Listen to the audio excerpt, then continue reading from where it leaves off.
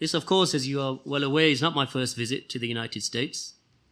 I have visited on several occasions before, even in the era of our noble brother, Abu Uwais, rahimahullah ta'ala, in his era when the da'wah was being solidified and consolidated and clarified in his era.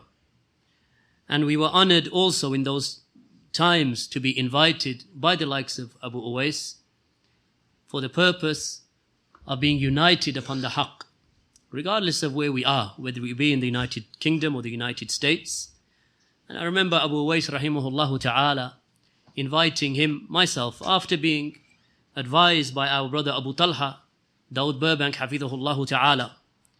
I remember I think it was 1996, that I said to our brother Abu Talhah, rahimahullah, I said to him, who do you advise with inviting from the United States to come as aid us in the da'wah, with the translations, with the durus and so on? He said, I can't think of anyone beyond Abu Uwais, rahimahullah.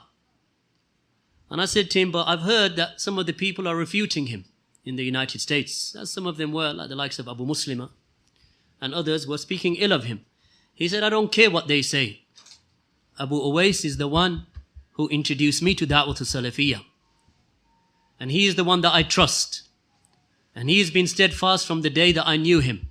And that was, of course, back in 1996 or 1997 when I had this conversation with him. So we invited him to the United Kingdom. And without a doubt, he had a strong effect upon the da'wah in the United Kingdom.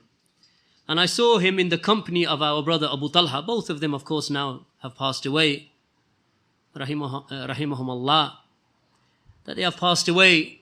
And both of them, may Allah subhanahu wa ta'ala shower them with His mercy and forgive them their shortcomings and enter them into the gardens of paradise. And both of these, I saw them and I was in their company. And I saw over the years their effect upon the da'wah. Of course, they weren't the only two, and they were the ones who, or from those individuals who introduced us to the scholars. Abu Talha with his translations, rahimahullah, of the works of Shaykh al-Albani, Shaykh Rabi', Shaykh Muqbil, Shaykh Ibn Baz, Shaykh Ibn Uthaymeen, and other than them from the ulama. And likewise, our brother Abu Uwais was from the first, if not the first, and Allah knows best, of those who openly refuted Abu Muslim and his bid'ah and his hizbiyah that he wished to spread in the United States of America. So these people were brave men. They had courage. And they wouldn't fear the blame of the blamers. And anyone who met the likes of Abu Uwais rahimahullah ta'ala, then no one could have doubted the man's courage and his standing in the face of opposition of the mukhalifeen. Abu Talha rahimahullah ta'ala, likewise in his writings, he was vehement against Ahlul Bid'ah. He translated Sharh al-Sunnah in a time when the Aqeedah and the Manhaj in the Western world generally was vague. The methodologies were vague. He translated that back in 1993. Photocopies of his handwritten translation of the book were being circulated before the book actually came out. And then the book was published in 1995, Sharh al-Sunnah, Barbahari in 95. It shows the effort of these types of individuals. And this is not to raise them beyond their level. Neither of them wanted to be called an alim. Neither of them. They would race. Even if you called either of them sheikh, then they would get angry. How dare you call me sheikh? Because the connotation in the West of the word sheikh has the connotation of alim, even though amongst the Arab it is different. So they didn't even want to be called sheikh. Brother is enough. Uncle at the most.